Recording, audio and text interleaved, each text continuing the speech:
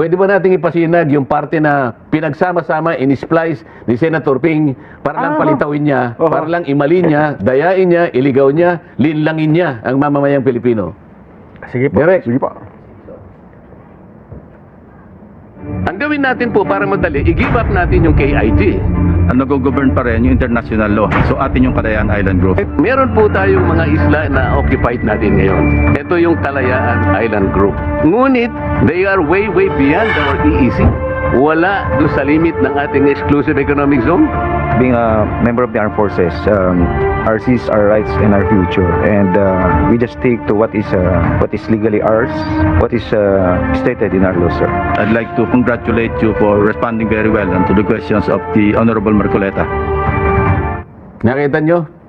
Nakita ninyo?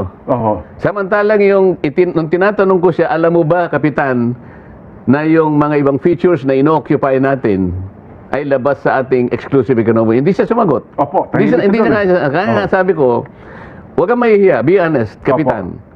Wala sila kako sa loob ng ating exclusive economic zone. Pero sinabi ko nga, I will not take it against you. Opo. Ngayon, ang tinanong ko uli, yung nga sinasabi ko, anong political gain, anong economic interest ang ating makukuha kung papayagan natin si Commodore Tariela na hiyain sa magitan ng mga caricatures ang mga heads of state ng ibang bansa.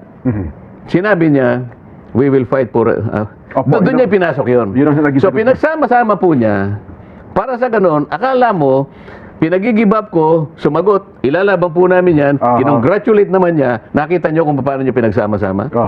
Na para bagang ang dating, kinakampihan niya, yung si Captain Pilar, kasi nga, yung mga sagot daw niya. Samantalang ang pinag-uusapan naman namin doon, nung i-give up mo ka ako, para hindi ka mahirapan, sapagkat hindi mo maidodrawing talaga ang West Philippine Sea, ang layo. So, gusto ko siyang tulungan sa kanyang paghihirap, nasagutin na talagang, kung nga yung mga Namria, hirap na hirap siya pa kaya. Yung kapitan. Talagang hindi mo ka ako magagawa. Para magawa mo yan, para makumpleto mo yan, you give up your KIG. Doon niya kinuha yun. Pagkatapos naglabas siya ng marami pang mga pagpapahayag. Bakit po hindi nila sinama yung mga features na occupied natin? Yung KIG. Yung KIG. Kasi po may mga features dyan na tayo po yung nag-o-occupy. Okay? Tayo nag-o-occupy. Malinaw na malinaw po na hindi nila sinali. Okay. Bakit na... Ako po bang gumawa niyan? Hindi po. Ang ating gobyerno ang nag-submit yan sa tribunal. Nung i-submit niyan, kasama po si Justice Carpio, katulong si Attorney Batong Bakal. Silang dalawang may pakana nito? Kasama sila sa team eh. Bakit hindi nila alam? Ngayon, bakit po ako ang sinisisi nila na traidor, samantalang sa mapa na yan, sila mismo ang hindi nagsama sa Kalayaan Island Group. Ayan po, malinaw yun. Kasi kung akong gagawa ng mapa, isasama ko po yun. Hindi, sabi nyo nga, labas sila sa EEC. Paano mo isasama? Ay, ako nang gagawa ko. Kaya nga ilalaban ko nga eh. Dinodrawing ko nga yung... Dahil inilalaban mo nga yung teritoryo. Kaya nga sasabihin ko siguro, kung magkakatapos-tapos kami, itong isang puti na to kako, West Philippine Sea 1. Okay. Yun namang isang... Yun namang medyo kako ganito, lalagyan ko na West Philippine Sea 2. Ayun. Para sa ganun masakop ko. Kakatulungin ko yung Namria. Tulungan mo ako dito, ilaban natin. Sino po ang unang nag-alis sa Kalayaan Island Group sa mapa ng West Philippine Sea? Sila po. Tapos ipipilit nila dapat kasama. Sino po ang traidor? Oo nga, Yan po igawa nila eh. Kaya po mga kababayan na kayo pong nakikinig, lalo na po yung kababayan natin sa Kalayaan Island Group, huwag po kayong maniniwala sa kanilang mga ibinebenta sa inyo na ako po ang nagsasabi. Sila po ang una, yan po. Yan po ay makikita ninyo sa volume 2 na kung tawagin nga ay Atlas of Relevant Features. Kasi hindi niya masagot yun. Sir, sabi niya, we will fight for what is legally ours. Doon yan. Okay. So itong salitaan na to, in-splice ni Senator Ping, makikita ko sa inyo mamaya, doon sa sinabi kong, you have to give up. You have to give up the KIG. Tapos dinugtong niya yung sagot na we will fight for whatever is. Na para bang yun ang sinagot niya sa akin. Hindi mo dapat i-give up ito. Parang gano'n. At pagkatapos, so isinama niya yung kanyang sariling conversation doon, I congratulate you for standing up to the questioning of Senator Marcoleta. Tapos ipinakita niya yung mga reels, mga stills, yung ano nung siya nangangampanya ng 2022, nandun pala sa Kalayan group na nakaano siya. So ano ba anong intensyon para bakit hindi po ang tunay na pangyayari ang ipakita natin sa tao? Bakit parang merong panlilinlang? Hindi parang panlilinlang talaga yun. Totoo po yun, inedit Inedit niya para makapanlinlang siya. Para masiraan niya ako na talagang sinabi kong i-give up mo yan at sinagot ako ng kapitan, Hindi we will pwede. fight for what is ours. Tapos kinongratulate niya yung kapitan na matapang siyang sumagot. Para ba lumalabas siya ang bida? Pagkatapos nagbida-bida siya ngayon, makikita mo doon sa mga reels na yon, nakalagay ping Siya yung gumawa. Sa Facebook yata niya in-upload pa yun. Pero nakalimutan niya, Nelson. Alam mo sa Philippine Military Academy. PMA nga po si Senador. Alam naman natin yun. Hindi naman niya ikakaila yun. Alam ko sa Philippine Military Academy, Nelson, ang isang kadete ay ginagabayan ng dalawang pamantayan na inilagay bilang isang tanong. Dalawang tanong yun actually.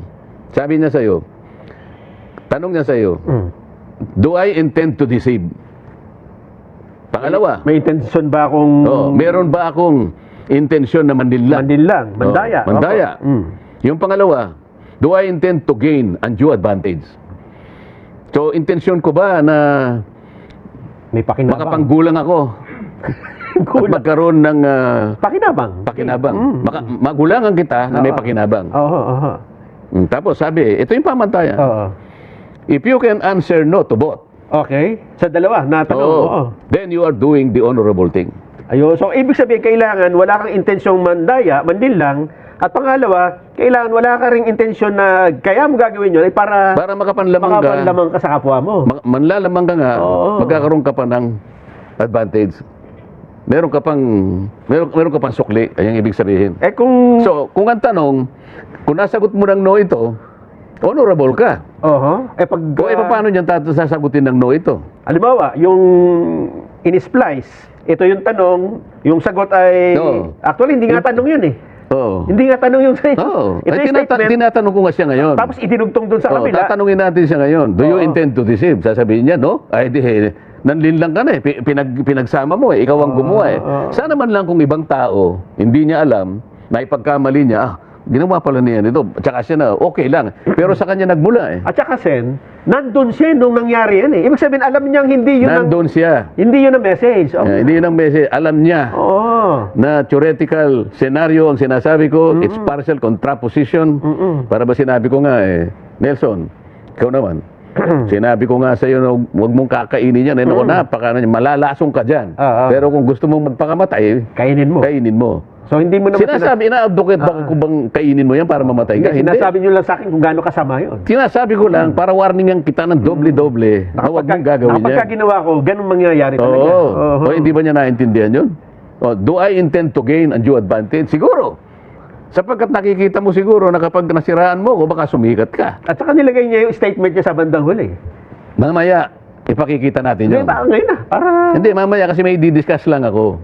Okay. Mamaya. Mamaya pa. Kasi ang sabi ko kay Direk, unahin muna natin yung unang-una. Baka malito siya Okay, sige po. Kasi sinasabi ko nga, nasaan ba ang hangganan ng West Philippine Sea? Sa bagay, Sen, bago mo sabihin yan, ito ngayon ang viral na pinag-uusapan, yung mapa ng West Philippine Sea, dahil si retired Justice Antonio Carpio, sa isang statement, sinabi niya, there's no need to announce coordinate of outer limits of EEC. Na sinagot naman nung maraming mga eksperto, ang sabi niya, mali ka dyan. Dahil dapat alam mo ang boundary, yung limit. Kung hindi, lalagpas ka nga dun sa mga neighbor natin na meron ding teritoryo. So magkakagulo kung susundin natin itong gusto mangyari ni Justice Carpio. Tama. Kaya nga, pinipilit kong linawin yon. Ayaw kong mailigaw, ayaw kong mapaglalalangan o madaya ang ating mga kababayan. Hindi ba maganda kung linawin natin kung hanggang saan ang hangganan? Kasi marami nagsasabi, Atin ito, Mm-mm. West Philippine Sea. Hindi mo ba nakita, may mga digital billboard dyan sa Oo, EDSA? marami, oh. Oo, isa sa amin, sa Senado, ang Meron naglagay. din, mm-mm. Oo, sabi niya, West Philippine Sea, Atin atin ito. ito. Napakamahal ng mga digital advertisements na yun, Nelson. Kaya, sa pagtatanong ko na yun, bakit mo ako babansagan na traidor? Meron ba akong sinasabing ka-traidor-traidor doon? Hindi mo sinabing sa China ang West Philippines. Wala naman akong sinasabi. Sinasabi ko lang, linawin natin. Oo. Kasi, tingnan mo Nelson, Opo. kung tayo-tayo lang, alam ba nandito tayo sa studio, atin ito. Ay, alam naman natin lahat ito. Kasi may mga... Sino bang kukontra dito? Walang kukontra. Okay, ngunit kapag ang pinag-uusapan, ito karagatan, dagat. na disputed pa ng napakaraming bansa, Oo. paano tayo haharap sa International Tribunal pagdating ng araw? Amin ito.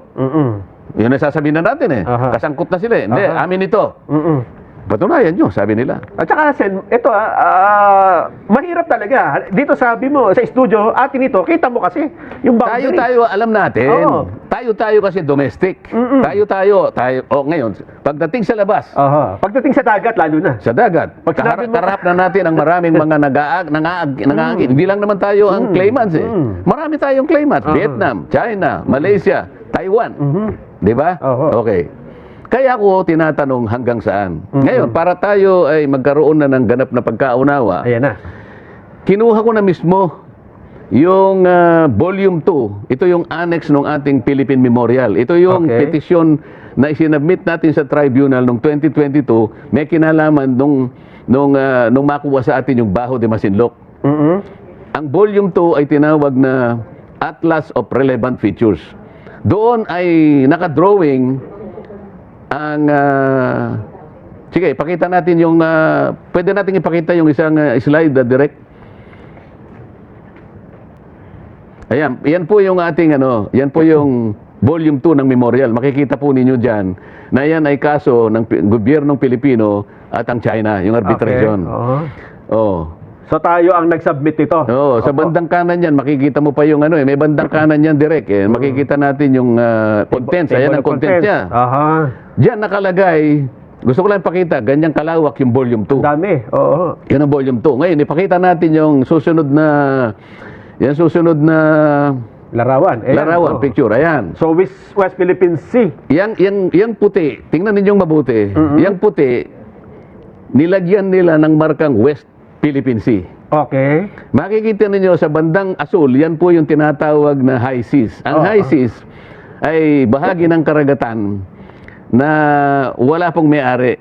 Ito rin yung international water kung tawagin. Oh, yan ang international waters na kung tawagin ay high High seas. seas, Makikita nyo, merong pula na tinuturo yung Tito Island. Tito Island. Ang Tito Island is Pag-asa. sa Pag-asa atin. Island, okay. Occupied natin yan. Opo. Sa ngayon, sa distansyang sinukat mismo ng ating pamahalaan, ng ating gobyerno, 227 nautical miles away from the baseline, sa ating archipelagic baseline. Itong Pag-asa. Oo, kaya nga lagpas sa ating 200 nautical miles EEZ. Oo. Oo. So, nasa labas po siya. Nasa labas, pati Okay. yung parola na kung tawagin ay Northeast K, 240 naman yon. Aha. Nautical miles away from the baseline. Aha. Yung kota, kung tawagin ay Lawita, 207 naman. Yung Panata, ito yung Lankiam K, 203. So makikita mo, Lagpas lahat. lagpas lahat, pero gusto kong malaman nyo, hindi po akong gumawa niyan. Itong Ang gobyerno ang gumawa. Sila pong sumukat dyan, yan po yung distansya. Ang gusto ko lang mapansin po ninyo, bakit, nawala yung mapa.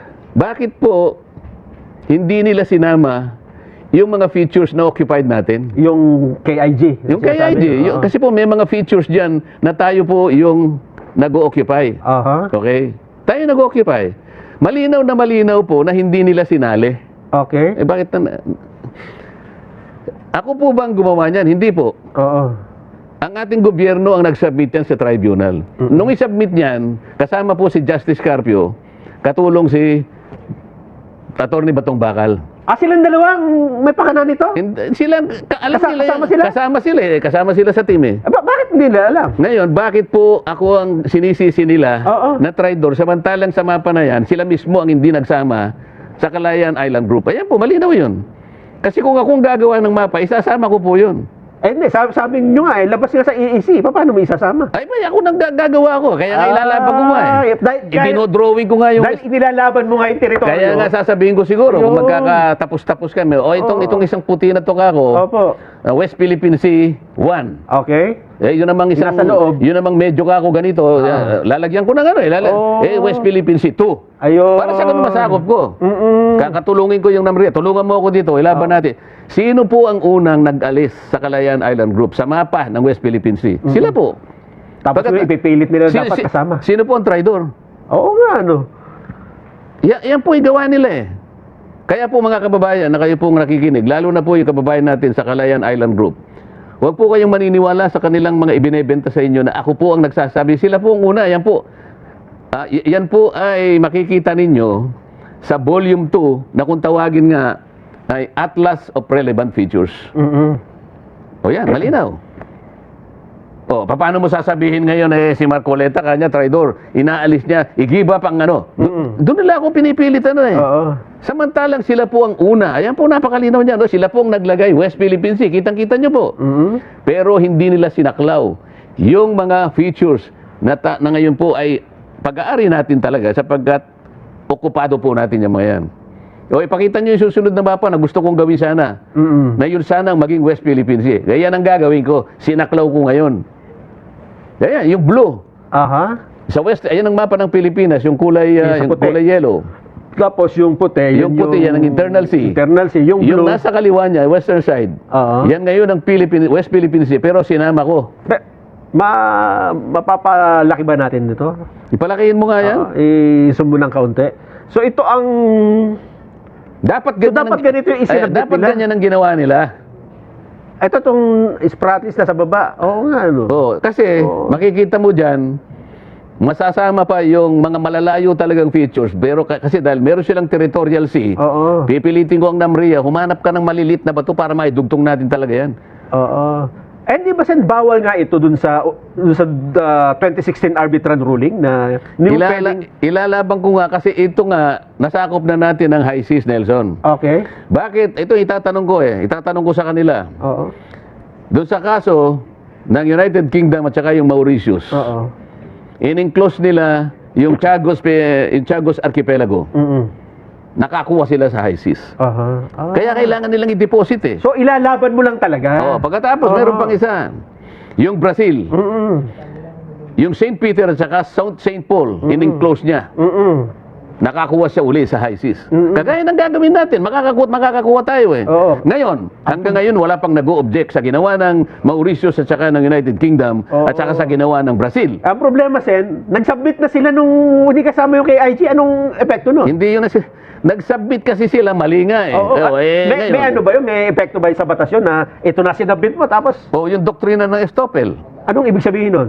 Ginawa mo na ito Niloloko mo ba kami? Ito yung ginawa, tapos papalitan mo. Yun ang sinasabi ko. Ibig sabihin, Sen, yung ginawa nilang mapa ni Carpio at ni Batong Bakal, Hindi ko sinasabing silang gumawa. Ibig sabihin, yung Kasama sinabit sila nila, nung isubmit nila ito. nagpahina sa ating claim. Siguro. Bakit? Yan nga, yung isang mapa, hindi yan. Yung mapang yan ang gusto ko sanang isinabit nila. So dapat nung nakita nila yung isasubmit ito, tinutulan dapat nila yon gaya ng pagtutol nila sa inyo ngayon. Sana. Tingnan mo.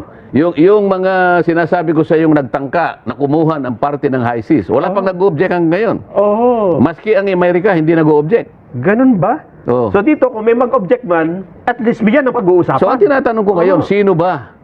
Sino ang traidor? Yan po, napatunay. Balik nyo yung unang mapa. Balik nyo yung unang mapa. Ayan. Malinaw na malinaw po dyan. Silang nag-drawing ng West Philippine Sea. Hindi po nila sinama Ang KIG. yung Kalayaan Island Group. Kaya po kayong mga nakatira dyan, alam na po ninyo kung sino ang traidor dyan. Mamaya i-discuss natin yung una kong diniscuss, bakit nila ginagawa ito? Bakit sa akin nila pinupukol ito?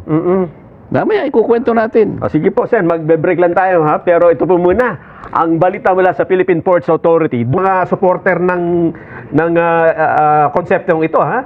Ang sabi dito, the rights of a coastal state over its continental shelf exist ipso facto and ab initio by virtue of its sovereignty over the land. the territorial sea and the continental shelf where the exclusive economic zone and extended continental shelf are found are considered integral natural extension of the coastal land territory. This is expressed in the international law principle of the land dominates the sea. A coastal state has an inherent rights to its continental shelf without need of any formality, announcement, proclamation, or occupation. There is therefore no need to proclaim the coordinates of the outer limits of a coastal states. Sino nagsabi ECC. niyan? Justice Antonio Carpio. Ulitin mo nga kung sino nagsabi. Retired Justice Antonio Carpio. Yun ang principle. Okay. International principle. In an ideal world, tama naman yun eh. Pero, ideal ba yung mundo natin, Nelson? Lalo na dito sa Pilipinas, yung pinag-uusapan. Exclusive economic zone at saka yung ating continental shelf. 200 nautical miles away from the baseline. Opo. Okay? Ilan ang nag-o-overlap na water system dyan? Isa-isayin natin. Sa bandang norte, meron tayong problema, nag-o-overlap, nasa Taiwan at saka China Yan. because of the Pratas Island. Okay? Bandang norte pa rin, nagkakaroon ng overlap ang ating Philippine Sea at saka yung Basi Channel. Ito ay problema natin sa Japan at saka sa Palau. Baba tayo sa south. May problema tayo dahil sa Sabak Lane. Yan. So nag-overlap ang ating EEZ. Yung Sabah, Malaysia. Meron pa sa Indonesia. May konting dispute. Nagkukulay ang ating Celebes Sea at saka yung Sulu Sea. Ideal ba yun? Kaya nga ang sinabi ng UNCLOS, kung pakikinggan mo, sino na yun? Retired Justice. Si retired Justice, okay? Edi huwag na natin pakinggan yung Article 75 at saka Article 84 ng UNCLOS. Ano bang sabi ng article? Na kailangan magsumite. Kasi alam mo, ang UNCLOS pinagmumulan ng ating karapatan. Ngunit meron ding partiyan ng obligasyon ng bawat estado. Para maklaim mo yung karapatan na yun. Kaya kailangan, meron tayong coordinates talaga. Nag-aaway-aaway nga eh. Baka naman walang letra por letra nakasulat na kailangan ng coordinates. So, di basahin niya. Alam nga naman upang magbasa sa kanya. Kailangan, basahin niya. Ito, binabanggit ko na nga sa kanya. Article 75 at saka Article 84, inuobliga po tayo ng UNCLOS Na magsumite. Hindi lamang yun. Alam mo kung sino pang nag-uubliga sa atin? Sino? Yung Secretary General ng United Nations. Sapagkat tayo ay miyembro ng UN. Alam mo, nag-i-issue ng regular na paalala ang United Nations na tayo ay mag-comply doon sa mga regulatory issues. Kagaya, pinagsasambit tayo ng coordinates talaga. Alam ba nyo ngayon? Isipin mo, ito, kailangan malaman ninyong dalawa ito. Obligasyon ito. Ng isang partido ng isang treaty. Okay? Kailan ba tayo nag-sign sa UNCLOS Gen? Kailan pa? 1982. 1982 na pala. Ni-ratify ng ating pamahalaan 1984. Okay. Naging enforceable sa atin 1997 o 1994. 1994, okay. Sa makatwid, 1994, 2026, ilang taon nang nakararaan? Nelson, Mga... mathematician, 32. 32, tama. 32 years ago. Sabi ng Article 75, 84, mag-submit kayo ng chart sa mga coordinates. Hanggang ngayon, hindi pa tayo nagsasubmit. 32 years nang nakakaraan. Babasahin ko na para akala ano nyo lang yan interpretation. Yan, nakita na niya. Basahin mo. Article 75. Part of the convention's provision on the exclusive economic zone requires coastal states to provide publicity for charts or list of geographical coordinates. Yan. Ulitin mo nga yun. List of geographical coordinates. Sana nakikinig yung... Defining the outer limits of their EEC. Ibig sabihin, Sen, parang talagang banggaan no? Hindi ba obligasyon yun? Ibig mo sabihin, ikaw pinangangalandakan mo ang karapatan mo sa UNCLOS. Pero yung obligasyon, hindi mo tinutupad.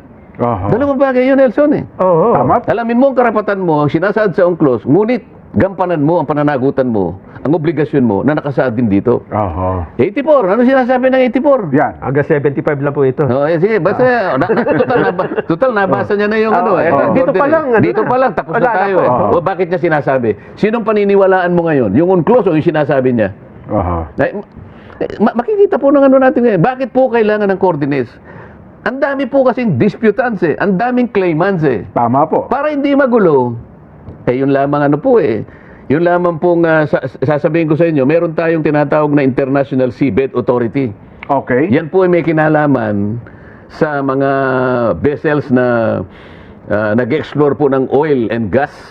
Na ganyan, tsaka oo. ibang magnetic minerals, ano? Oo. So, exploration naman po ito. Okay. Ibang genetic minerals, I'm Opo. sorry, no? Oo. Sana kung ang pakay mo lang ay Maritime Scientific Research, Oo. MSR. Ah, Ayan, karaniwan may consent na yan kasi kailangan ng pangmundong ano yan eh. Ano yan eh, agham yan eh. Opo, Research. science. Para malaman natin kung Ganun ano pala yun, oho.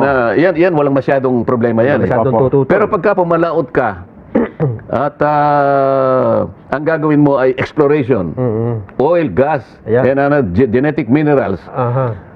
ay i-guide ka ng Seabed Authority kasi nasa ilalim na yan. Kaya nga yung continental shelf mo, kailangan yan eh. Opo. Kung wala kang coordinates, hindi ka basta makakapasok dyan. Ayun. Sasabihin ng ano, pag may coordinates, kung wala kang kaya pala pasok ng pasok sa atin yung mga yan eh. Paano? Kasalanan lahat ni Justice Carpio. Sinabi niya, hindi na dapat magkaroon ng coordinates. Kaya siguro po ngayon, papasukan tayo ng lahat ng mga nag-i-explore na yan. Sisihin po ninyo siya. Kasi ayaw niya magbigay ng coordinates eh. Oho. Hanggang ngayon po, ay wala pa po tayong coordinates pagkatapos ng 32 taon. Alam niyo kung bakit? Ewan ko. Kasi pinayuhan nga ni Carpio na wag na maggumawa. Kaya nga siguro. Oho. Madali namang kwentahin. Na pag sinasabi natin, alam mo, sinabi ni Jen, sinabi ni Nelson, Opo. sinabi ko na rin. Hanggang ngayon po, after 32 years, bakit hindi po tayo makapag-submit, makapag-deposit ng chart at geographic coordinates? Mali ka naman eh. Oo. Ang dami na namin sinabi. Puntahan po ninyo yung website po ng Division for Ocean Affairs and the Law of the Sea. Oho. Dualos. Dualos. Real Yes. time po ito. Aha. Yan po, ibibigyan po kayo ng update kung ano po ang naisubmit na natin. Tayo, transparent tayo eh. Ang sinasabi natin dito puro totoo. Walang panlilinlang, walang pandaraya, walang panliligaw. Yan ang patakaran ng Opo. istasyon na ito. Nang sa ganun ng Hindi mamamayan. kagaya ng senador na binanggit natin kanina, yung tanong ko, kinuha niya sa ibang sagot. Pinaglalaban niya at pagkatapos papasok siya, parang akala mo siyang national hero. Mamaya, i-discuss natin. Alam mo kung bakit nila ina-avoid ang coordinates? Hindi nila talaga kayang gawin ito eh. Ganun ho. Talagang imposible gawin, ano? Samantalang hindi naman siyang gagawa. Ang NAMRIA ang gagawa niyan eh. Di tulungan natin ang NAMRIA. Pag tulungan natin, ilaban ang saganang atin. Opo. Kung mahirap, hindi baling mahirap, pero tangkain natin, kagaya ng ginawa ng Mauricio, sinasabi ko sa iyo. Opo. Kinuha nila yung party ng HISIS para makapag-declare sila ng Chagos Archipelago. Ang Brazil, in-enclose nila yung St. Peter at saka yung St. Paul, Opo. taking part of the HISIS. Oho. Iniintay nila kung may mag-object. Fortunately, walang nag-object. Kahit na ang Amerika hindi nag-object, baka sakaling maging katanggap-tanggap yun, ano? Oho. Bakit hindi natin gawin? Ba't di natin ilaban? Hinahamon ko lang sila dito, pagkatapos ako ngayon ang gagawing traidor, senador, hindi kasi nila kayang gawin. Alam mo kung ba't tinatago ang coordinates? Bakit daw po? Bakit? Nakakalimutan na ba natin ang bangungot tungkol sa flood control? Ah, Kaya tayo opo. nagkanda, Nagkaganto-ganito, nagkagulo-gulo na, oh. nagkahetot-hetot, sabi nila, hindi ko alam ah.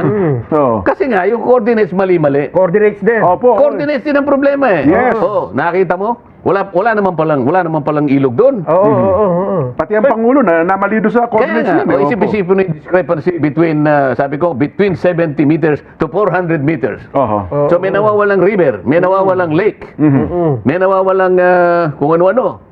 Coordinates, napaka-importante. Yes. Ngayon, uulitin ba ninyo ang nangyari na bangungot kamakailan lamang? At ngayon sasabihin nyo na naman, hindi importante ang coordinates? Ito, bansa na lang natin.